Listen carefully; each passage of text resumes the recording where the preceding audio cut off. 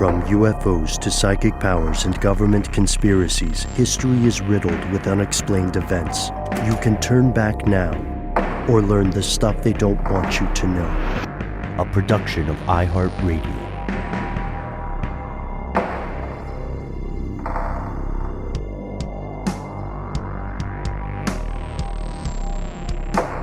Hello, welcome back to the show. My name is Matt. My name is Noel. They call me Ben. We're joined as always with our super producer, Paul Mission Control Decant. Most importantly, you are here, and that makes this the stuff they don't want you to know. We're looking at the wonders of the world. This is a phrase we've all heard at some time or another, right? I feel like you hear this a lot in elementary school and middle school history. Oh, yeah, for sure. The 7, right? Yeah, when you're learning general history, this is a big deal because you're going back into BCE and you're looking at the things that humanity has been able to create that literally, if you look upon it, you will experience wonder. There we go. Yeah, that's a great definition. And of course, nowadays, some of the world wonders are more famous than others. There are a couple on the list that might seem unfamiliar to a lot of us just because we don't think of them that often. And it might surprise some of us tuning in tonight to realize that there's still a lot of mystery about some of these world wonders. One of them in particular, this evening, we are on a search for the Hanging Gardens of Babylon. Here are the facts. So let's talk about what those wonders were. We kind of mentioned it already. They're exceptional human-built places. It's architecture, generally, that existed in the Middle East, in North Africa, they're in Egypt, in Southern Europe. One of them existed, allegedly, in Babylon, which is pretty far to the east of a lot of these other places. And, you know, who made that list? Who decided those are the wonders? Who was the world traveler that was, writing at the time and saying, dang, guys, you got to see these pyramids? Mm-hmm.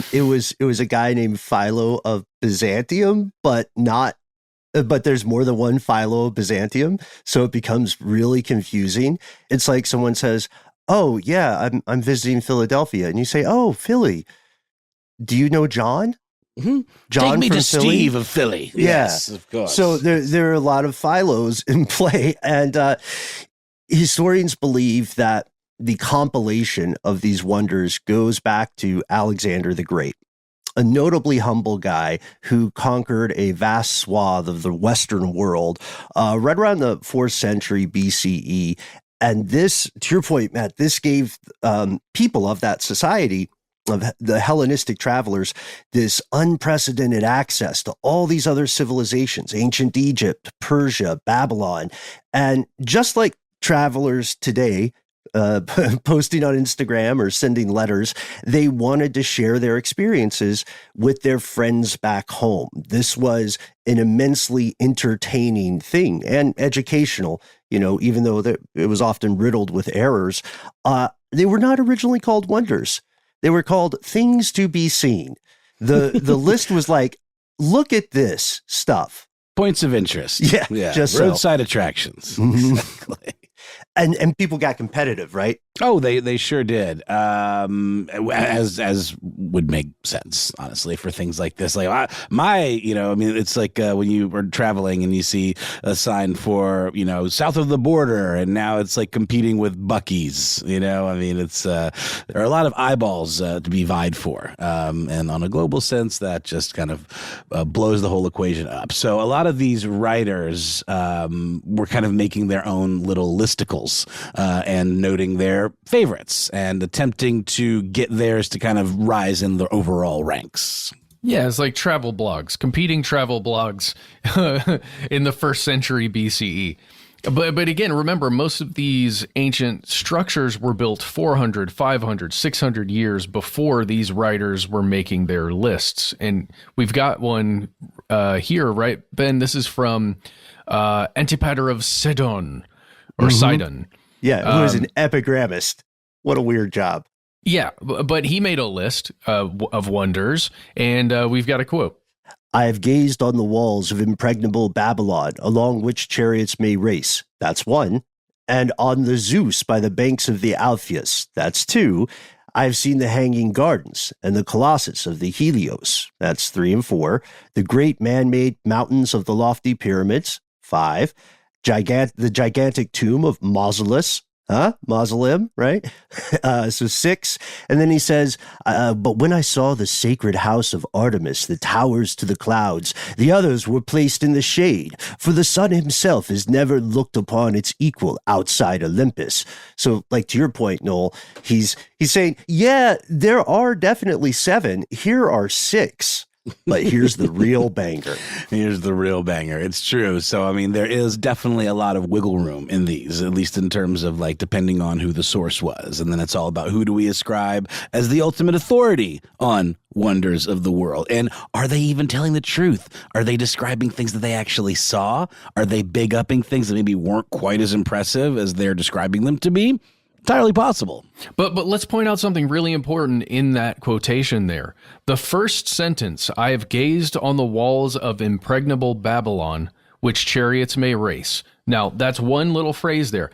The next phrase isn't, and the Hanging Gardens, which, you know, the Hanging Gardens, as we're going to talk about, are supposedly in Babylon. And he didn't mention them when he's talking about the walls of Babylon. He mentioned them way further down. He's just like also gardens that hang somewhere. And Herodotus does something similar to your point, Matt. He is an early adopter of World Wonder List, or this genre.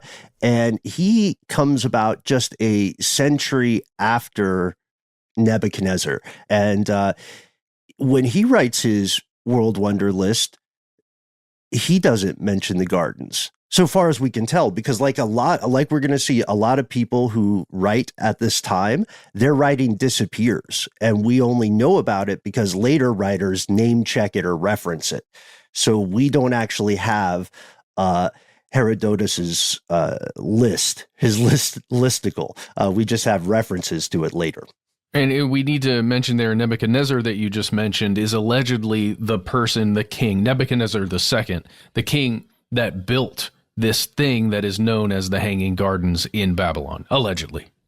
Well, and today we have things like UNESCO World Heritage Sites, and there's like whole organizations that are devoted to pointing out these incredible features of the known world. And there are cross-references, and there are historical precedents for these things. This stuff is a lot of hearsay. And there isn't like one unified organization that's identifying these things. So it gets a little murky. It sure does. And just for a name check, we'll give you the rest of the wonders of the world, the canonical ones. This comes from the list made by Philo back in the day, a Greek engineer, or another Philo from Byzantium. Again, it gets Farnsworth. Confusing. Yeah, yes, it's the inventor of television. Philo Farnsworth is an amazing dude. I'm thinking of the professor from Futurama. Also a good reference. So the Great Pyramid is by far the LeBron of this list. It is the oldest world wonder. It is the only one still standing. And it was old when they first started writing these lists. You know what I mean? It's hard to, it's difficult for us to understand just how long that pile of rocks has been around. Some people think it was there before the Egyptians. Yeah, before they started calling themselves Egyptians. Mm-hmm. And then, of course, there's some people who think it was there before humans. That'll be a fun episode, right? So then there's the statue of Zeus at Olympia. Big as heck, 40 feet high, encrusted with gems and ivory and ebony, super impressive, quite a spectacle, destroyed in an earthquake. Yeah, it's kind of funny, too, because Zeus is like a statue of a statue holding a statue. He's also in his clutches holding a statue of another pantheonic figure, Nike, the goddess of victory and sportsmanship. Mm-hmm. I made that second part up. Nice. Then you got the goddess of the hunt, Artemis. There's a temple for her in Ephesus, Turkey. Then we have the mausoleum of Halicarnassus, also in Turkey, which is what it sounds like. It's an incredibly ornate, elaborate mausoleum. Destroyed by an earthquake.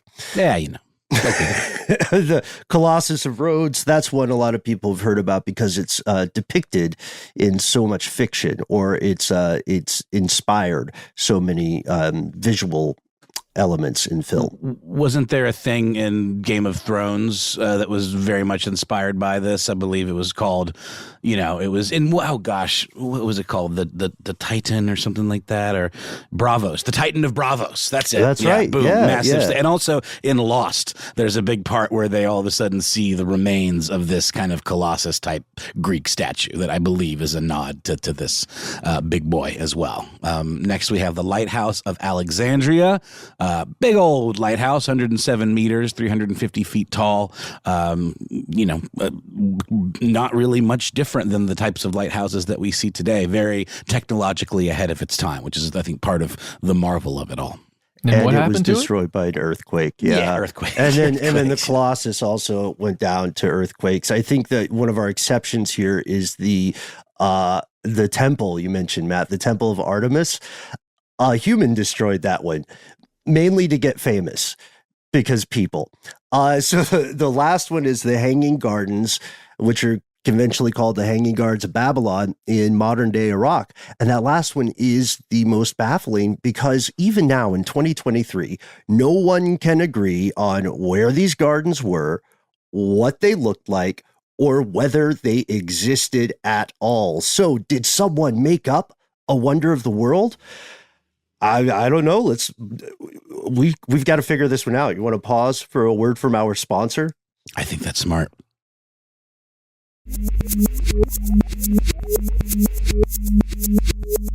Here's where it gets crazy.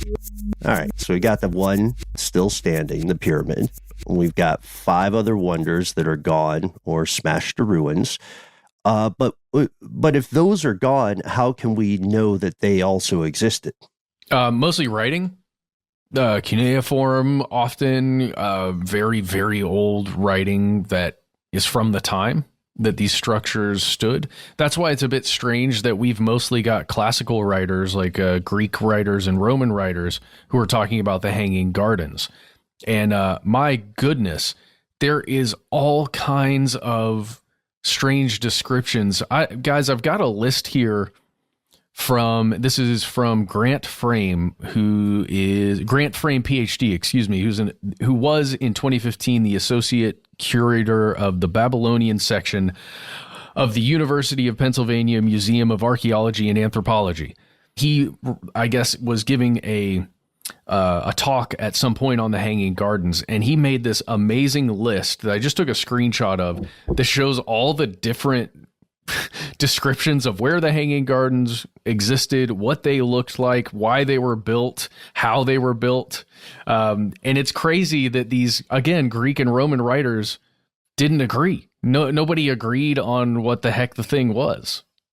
Right. Like, what does hanging even mean comes into question, because there aren't elaborate descriptions of the thing, so this title of this supposed space leaves a lot to the imagination and the idea of how were they irrigated, what kind of technology do they possess to build such a thing in such an arid climate? Yeah, to your point about descriptions, we can tell you all about these gardens, and a lot of writers did over time, and they've got some of the same, like the theme of the description is pretty constant. But to your point, Noel, the translations that occur over the centuries make a big game of telephone. It might sound silly to say, what does hanging mean? But getting a clear understanding of what this thing is will help people in the search to find it. Because, I believe just having a garden that is hanging like that. The fact that you could have a garden at all that would thrive, and like I said, such a dry and very low rainfall climate is in and of itself a marvel. To be able to do that at this time would require a lot of technological advances that maybe we don't even think they were capable of. But to have it like up in the air, that's its own thing, and we do have descriptions of the gardens that vary, but what ultimately remains is like, how in the hell did they do something like that? Yeah, imagine if you will, fellow conspiracy realist, a giant green mountain. In some descriptions, it's built out of mud bricks. In others, it's built out of heavier, nicer stone. And the mountain is terraced with all these trees and shrubs and plants and flowers that come from local areas and from very far away. I think, what do you guys think about this? Is it best to think of it as like a gigantic ziggurat of good landscaping? I think that's accurate. Yeah, it's been reproduced in all kinds of animations over the years as looking precisely like that. Like a lot of the other reproductions of Babylon, of ancient Babylon, because we know to some extent what Babylon looked like, right? Because of who was that guy that excavated it? Koldewey. Koldewey is German archaeologist that excavated the site from 1899 to 1917, like a long time, right? And we actually get to see Babylon. You can go and visit Babylon now. You can see Ishtar Gate and some of the amazing architecture that existed at the time. So the imagining of what this place looked like is like these stepped ziggurat kind of structure, similar to the Tower of what is referred to as the Tower of Babel that did exist there in Babylon, except it's just got a bunch of trees. Like you said, Ben, a bunch of shrubs and other stuff hanging out on each level, which would be kind of crazy to be able to support plant life at each one of those levels, no matter how you got the water there. Yeah. And we don't have to go into a bunch of detail with quotes from Philo and so on, but what you do need to know is the impressiveness for the spectator, right? When the Philos of the world, the visitors in this Hellenistic society, when they make it out there to Babylon, according to the story, and they see this thing, they're impressed by the engineering, and they're definitely impressed by this complex irrigation system. Even now, if you think about it, the fact that human beings can go to the 40th floor of a skyscraper and still have the sink in the bathroom work, that's amazing. That's really impressive, and that's kind of what they were doing. I mean, hell, I'm impressed and also annoyed by the fact that I have to have a sump pump in my house to pump the water from my basement upstairs. And when that thing stops working, you sure as heck know it, because it gets really gross really fast. Technology is crazy, but again, that's a thing that plugs in and has a motor. We're talking about, for this stuff, much more analog technology, things like the screw of Archimedes or whatever, like these, very, very forward-thinking methods for raising water from lower to higher elevations. Yeah, and sometimes there are mentions, again, by later authors. To your point, Matt, a lot of these people are quoting each other and remixing each other, and they're writing about these wonders far after they have been destroyed. There's one guy, Diodorus Siculus, a Greek historian from Sicily, who talks about this irrigation and says there were machines, quote, raising the water in great abundance from the river. It's all pretty impressive, but, it makes me think, I think we talked about this previously, it makes me think of the first time I saw the Tower of London. Like, it's a venerated building. It's historically incredibly important, but to the modern eye, it doesn't necessarily look like a tower because it takes a few more stories for us to count something as a tower these days. So maybe if I'm putting this out there because maybe if explorers find the Hanging Gardens or the ruins of it, they don't recognize it because the real thing doesn't look the way it's been depicted for centuries by very excited people. I also love this quote uses the word machines because, to your point, Ben, when we hear that word, we think of robotics. We think of motors and gas-fueled engines. But they're talking about here what we would refer to as simple machines, fulcrums and some of the earliest innovations that led to the modern machines that we know today. So while these things might not have seemed impressive to the modern eye, the fact that they were able to kind of harness this stuff in that way is mega impressive. So let's talk about what an Archimedes screw is, guys. Fascinating invention that, supposedly came a lot later than this time when Nebuchadnezzar II was ruling Babylon. But it's fairly simple in construction. when you think about it, it is a large screw-looking, usually wooden or metal thing that turns. Either it's usually through mechanical means. It turns, and as it turns, it takes water from a water source slowly in a roundabout way up that screw till it gets, up a certain elevation, like let's say 6 feet up into the air, or upwards on an elevated slope. And that's a way to get water from, let's say, in this case, the Euphrates River up to the first terrace. Then perhaps you'd have another one once you've got enough water pooled up there, going up to the next level and the next level and the next level. And that would be highly, highly, highly impressive. Yeah. And also, funny story, just to show you how confusing history can be. The Archimedes water screw is named after Archimedes, but it was invented before Archimedes was alive. It's just branding at that point. Yeah, it's like calling it the Google Grand Canyon. I wish I could remember the guy's name, but there's this YouTuber I've been watching who's got some great videos on this. I'll think of it by the end. But he said it's sort of similar to the way often many pithy English sayings are just attributed to Oscar Wilde. You know what I mean? It's just like the most famous guy, kind of gets credit for all the other stuff, which is unfortunately the way the game of telephone that is history works a lot of the time.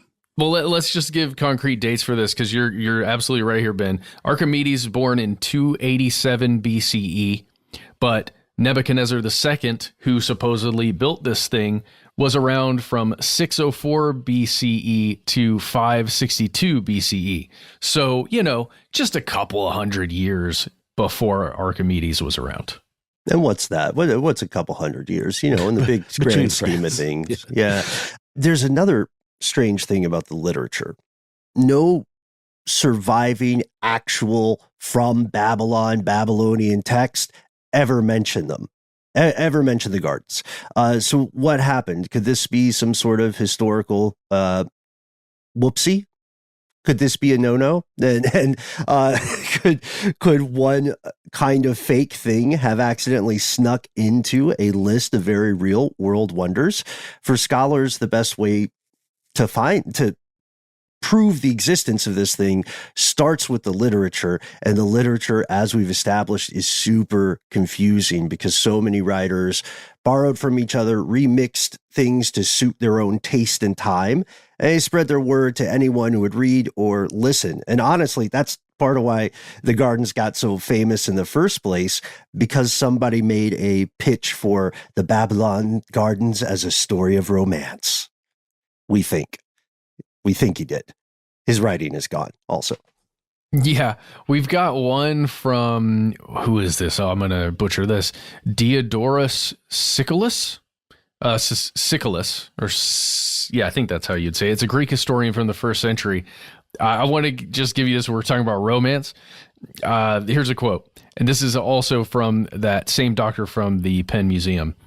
Quote, "There was also beside the Acropolis the hanging garden, as it was called, which was built not by Semiramis, but by a later Syrian king to please one of his concubines. For she, they say, being a Persian by race and longing for the meadows of her mountains, asked the king to imitate, through the artifice of a planted garden, the distinctive landscape of Persia." And apparently that story from our Greek Sicilian friend comes from a earlier source, a Babylonian priest named Berososus, who said that Nebuchadnezzar II built. He said kind of the same story, but in his story, it's not a concubine; it's his wife, Amtis of Medea, who, like you said, Matt, wanted to be reminded of Persia. Now, is that story true? Really? We have no way of knowing. But what we do know is that it put this thing, when you can't find something, or you've got like something that's lost to history, but yet people are talking about it and the counts might vary, like the lost city of Atlantis, for example. It certainly ignites people's imagination, and the hunt is on, right? Mm-hmm. Oh, and we should also point out, we talked about this a little bit off air, Nebuchadnezzar, as we end up saying it in in English, right, in the West, has a couple of different spellings because it's from so long ago, right, in a different language. But he also had a street name, which was like Alexander's. It was very humble. It was Nebuchadnezzar the Great. Got it. Yeah. Not just the fine. He was the great. Right. I wonder if anybody was ever like somebody the best. Maybe that's a little more modern, the idea of being the best. The great seems to have been more of a go-to in antiquity. But so now we've got this concept, this like, white whale, of a seven wonder of the world. So it becomes basically part of legend, and scholars, of course, try to stick to the facts. But when you have all of these varying accounts and not an actual location or perhaps a artifact pointing to a location, it starts to get really confusing. So scholars do believe that the passage in Diodorus's Bibliotheca Historica that describes something that they believe to be the Hanging Gardens is actually derived by, like you said, Ben, Alexander the Great's biographer, Cleotarchus, I believe that's how you pronounce that, who was writing in around the late 4th century BCE. Oh, and like the work of Herodotus, this stuff didn't survive. We know it existed because other writers mention it later. And this confusing game of storytelling just accelerates the confusion surrounding the locations of the gardens. Matt, I'm really glad you mentioned the fact that they're an outlier on Philo's original listicle. And now you've got listicle stuck in my head, but that's what they were. That's what they were. It's a fun word. Yeah. And so he wrote the gardens were, quote, a long journey to the land of the Persians on the far side of the Euphrates. And all the other wonders were in or around the Eastern Mediterranean. So we know it was far away. We know all sources that reference a Babylonian garden that is super impressive and tiered and high and has this cool irrigation. Those all come from the 4th century BC at the earliest. And folks like Herodotus, who are just 1 century after Nebuchadnezzar, they write this huge history of all the cool stuff they can think of. And the gardens are nowhere on that list. So how did one very smart guy, miss it so soon after? And then centuries later, a bunch of people are like Reddit level experts on it. That's a great question. It does seem like it's very odd because, as this person from Penn Museum notes, there's a ton of writing on these clay cylinders and on clay tablets from Nebuchadnezzar's time, but often, or most of the stuff that they have is about him and his conquerings, right? Because he controlled the largest version of the Babylonian Empire that ever existed. That went from Egypt all the way over far to the east, and most of his stuff is writing about building temples in other places that he's basically been through. Right? We rode through this area, and I built a badass temple, and it only took me 15 days. Like, that's literally what some of his writing said, and you can see that stuff echoing through some of the classical writers. You can see some like specific phrases like the I built it in 15 days thing, talking like some people mention that Nebuchadnezzar built one of his temples in Babylon in 15 days, but that's actually incorrect because they're just pulling it from his other writing and attributing it to him building parts of the actual like Babylon. So I don't know, man. It does feel like it's the game of telephone you just mentioned there, that we're trying to piece it together the best we can, kind of like they were trying to piece things together the best they could a couple hundred years after Nebuchadnezzar's reign. I don't know. It's feeling like maybe this whole Hanging Gardens thing never was in Babylon. Yeah, you can see how this can get frustrating. And then some people will say, well, maybe it wasn't a thing at all. Maybe somebody just saw some plants on a hill and made a big deal out of it because they wanted other folks to know they travel, right? But I don't know if it's on that far end of the spectrum there, because we have to remember it was years ago. It was baffling. Because of this show, I don't know about you guys, but I didn't know that Troy had ever been considered a legendary city. And it was until until all the way up to the late 1800s when some guy, Heinrich Schliemann, actually found it. Before then, people thought Troy was a bunch of other cities that had been confused over time or just made up for a good story. And that's one of the questions we have to ask when we ask about the Hanging Gardens of, to your point, Matt, Babylon or the Hanging Gardens of Adbreaks? Assyria? That's the one. Assyria? What do you guys think? What do you guys think people will write about or think about the Georgia Guidestones in 100 years, 400 years? Did they really exist? Were they there? We've got photographic evidence, maybe, but it's all digitized. Can they access it? Depends exactly on whether they can access it or not. And to your point, Ben, whether or not like one, maybe well-known chronicler or, let's say proto travel blogger was the one who just said, I'm going to make this place a star because I see it and I think it's cool and I want to get myself some clout. Now we have so much more access to information. And I just wanted to point out the YouTube channel I was talking about earlier is Geographics. And the lovely British fellow that narrates these videos pointed out that at the time, these were the equivalent of travel bloggers. And today, how many travel bloggers are writing about places that they've never actually set foot in? That was not possible back then. You were observing either firsthand or quoting some of these other writers, which is, I guess that's sort of similar to, just Googling things. But you had a lot fewer folks that were doing this that would have enough prominence to be circulated. And we're going to pause for a word from our sponsor. We're going to circulate through an ad break with our own complex podcast irrigation system, and then we'll return to dive a little bit further into the mystery.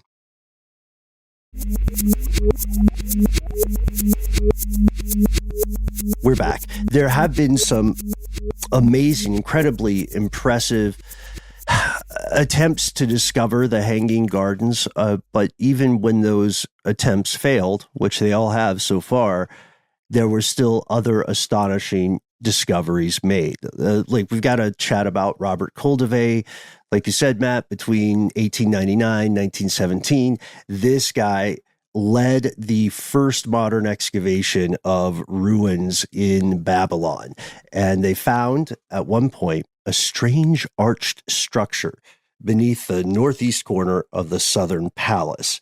And as soon as they found it, they were certain they had found something important. That's right. They found a large stone structure, carved stone structure, that was resistant to moisture, or at least it was somewhat more resistant to moisture than what maybe typically would have been used in the situation, which would be mud brick, which of course is much more porous.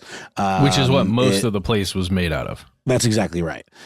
So these thick walls would have really done a fine job of supporting a lot of plant life. Mm-hmm. Okay. Sounds like good planning for a garden. There was also evidence of wells, and Coldevay took this to be evidence of irrigation. They really dove into this, and they were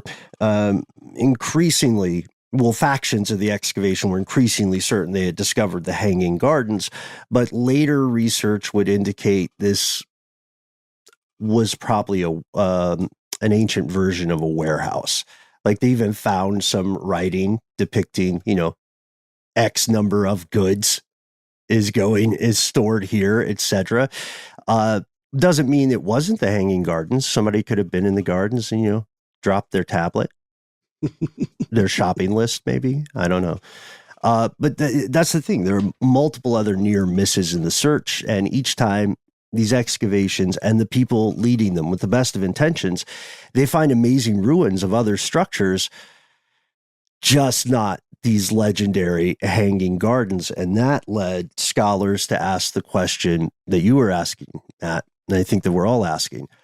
What if we're just looking in the wrong place? What if we're leaning too hard on this Babylon aspect, right? What if there is some other Hanging Garden in some other part of the world? You mentioned Assyria. Oh yeah, sure. We'll go to Syria in a second. I just wanted to spend one more moment here on Cultivet's excavations, guys. I think it's incredible that team built an entire railway just to get the dirt out of the thing that they were trying to excavate. So when we're talking about Cultivet and this archaeologists and team of people working with them, looking for the Hanging Gardens or whatever it is, it's not like they checked everything out and they thought, okay, maybe that's not here. Because it's a huge site. Again, they built a railway to get the dirt out, and they looked everywhere they possibly could, and it just wasn't, it didn't seem to be there, right? Unless it completely fully collapsed and there was zero, there's no way you could look at one of the structures that still kind of, at least in some way, stands there. I just don't think it's possible that they missed the Hanging Gardens, right? Well, unless it's under the Euphrates. It could be under the Euphrates, but there's some weird stuff there because when Babylon was, conquered and everything, the Euphrates River was diverted away from the city for a time, which is, makes me think it probably, I don't know, maybe they built it when it was moved away, but that doesn't match up with the timelines. I don't know, man. It's still a maybe. Yeah. It feels like to me it just wasn't ever in Babylon, and I'm glad we're going, checking out some other places because I think some of the Assyrian kings may have wanted to make something like this too. Oh, they definitely wrote about it, right? Shout out to Oxford University Assyriologist Stephanie Daly, the author of a book called Lost Gardens of Babylon. This professor is legitimate. She argues that the Hanging Gardens were not built by Nebuchadnezzar in Babylon at all, Nebuchadnezzar II, but in Nineveh by an Assyrian ruler named, here we go, Sennacherib. Sennacherib. I don't know why I'm doing Alex Trebek voice. That always irritated me on Jeopardy when Alex Trebek would, and by all accounts, a tremendous guy, an awesome game show host. But, he would sometimes he'd read off the answers as though he was super familiar with it. So sorry about that's sort of his job, though, Trebek voice. I know, but don't act. You've got the card in front of you, man. He does have the card. He didn't write the questions, and he is definitely not the possessor of the wealth of Jeopardy pantheon knowledge. But he's a really cool guy. Yeah, and R.I.P. National treasure. And this argument leans pretty heavily on some records that were found. These prism-shaped stone records that chronicled the reign of the king. And there is a passage that quotes the king directly in saying, I raised the height of the surroundings of the palace to be a wonder, in capital, for all peoples. A high garden imitating the Amanus Mountains. I laid out next to it with all kinds of aromatic plants. That fits the bill, guys. Wouldn't you say? The idea of mimicking a different, climate, the idea of mimicking a different landscape, and that in and of itself is sort of the flex, right? It's like I can build anything. I'm the king, and it does sound like a kick-ass garden, indeed. And just to go back to what I was saying, this really does feel in keeping with the notion of the king of Babylon imitating a landscape, right? That was like the whole kind of deal. So this very much him saying that, I will raise a high garden imitating the Amanus Mountains. I laid out next to it with all kinds of aromatic plants. I mean, this really is, it could well be parallel thinking, this again, the idea of controlling the environment is kind of a tale as old as time and something that man has always sort of aspired to be able to do. I mean, that's sort of what building, architecture is in and of itself. But the idea of controlling the environment is in a way a godlike power. Mm-hmm. And Sennacherib's records from that administration talk about this imitation of Mount Amanus, which is a range in the very, very south of modern-day Turkey, just the same way people talked about Babylon's king, Nebuchadnezzar II, imitating Persian landscapes for his paramour. Another argument in favor of this is the idea that the Sennacherib administration was also really well known for irrigation and engineering innovations. If there was someone to build a complex irrigation system in this area at this time, it would be this dude. Well, I say this dude, it would be this dude's administration and civilization. And that's why for a while, some historians even credited him with the invention of the Archimedes water screw. But again, all we know about the Archimedes water screw is that it was definitely not invented by Archimedes. And it works. Have you guys seen the new Indiana Jones film yet? Is it out No. though? It is out, and this isn't a spoiler because it's literally, the name of the film is The Dial of Destiny, which refers to the Antikythera mechanism. I think I said that right. Which is, supposedly a lost invention of Archimedes. And again, Archimedes sort of represents this innovative mind, of history. Like he is sort of credited with being the first person to invent maths, not exactly, but overstating the case, but that's sort of what happens, with guys like that who just occupy such a massive space in history and loom so large that the ideas of others often get kind of lumped in with things that maybe they didn't have anything to do with, or that they were just kind of copying or improving upon. Yeah, a single individual or name becomes kind of an historical repository for a bunch of other stories, a bunch of other events and inventions. But this is interesting too, because archaeologists found an aqueduct system built during the reign of Sennacherib that used 2 million blocks of stone. Jeez. Yeah. It was like a big deal. It was a genuine public work.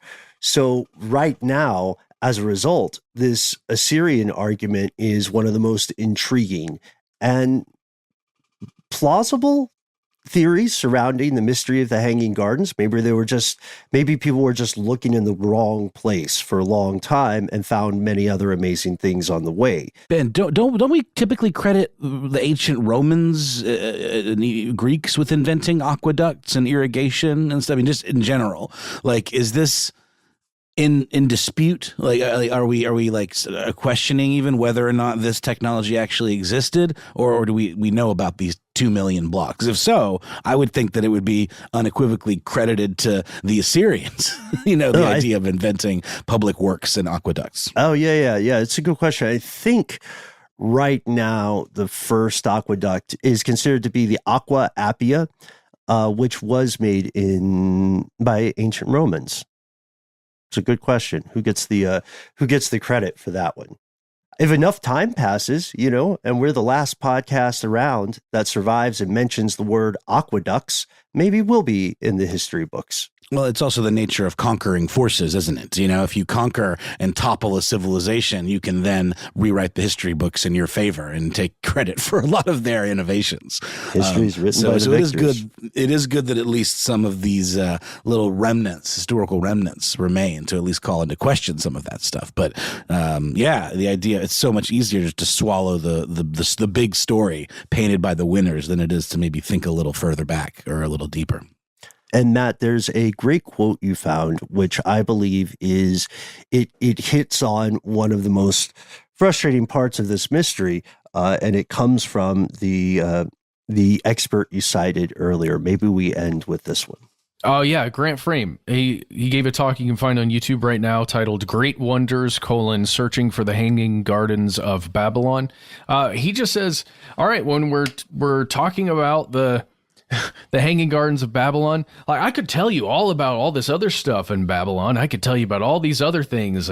Let's talk about that for days. But the Hanging Gardens, well, we don't know where they were. We don't know what they looked like. And maybe we found them, but we didn't recognize them. And they're lost again." So it's just completely possible. And unlike the gardens of Babylon or wherever they may be, we try to be very easy to find. So you won't need an intense excavation. You won't need to build your own rail infrastructure. All you have to do is pop online, give us a call, or drop us an email. Yes, point your browser to any number of social media sites. Are we on Threads yet, guys? We should. No. We have. No. Do you know the thing about Threads? You know the big news? If you start a Threads account, first off, no one reads terms and conditions. We should do an episode about that. If you start a Threads account and you decide it's not for you and you want to cancel your account, then you also have to cancel your Instagram account if you have an Instagram account. Yeah. So it's like walking into a restaurant saying, oh, this isn't for me. I'm not into it. And then having the manager pop out the back of the kitchen and say, you can leave if you want, but you'll never enter another restaurant again.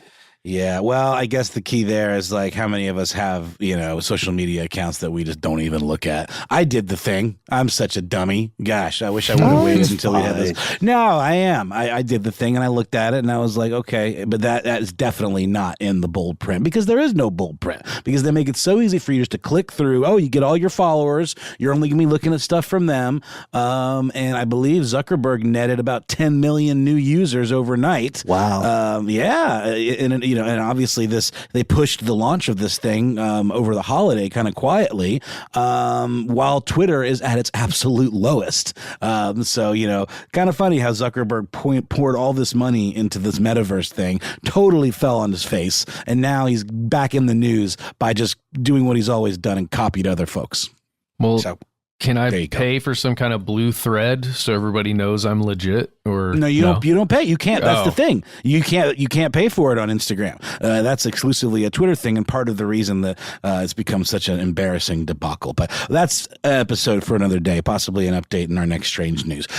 You can, in fact, though, point your browser to our handle Conspiracy Stuff on Twitter, YouTube, and Facebook. Conspiracy Stuff Show on Instagram and TikTok. If you like to call and talk to people on a voicemail system, why don't you call 1-833-STDWYTK. You've got 3 minutes, say whatever you'd like, give yourself a cool nickname, and let us know if we can use your message and name on the air. If you don't want to do any of that, but you still want to talk with us, you can send us a good old-fashioned email. We are conspiracy@iHeartRadio.com.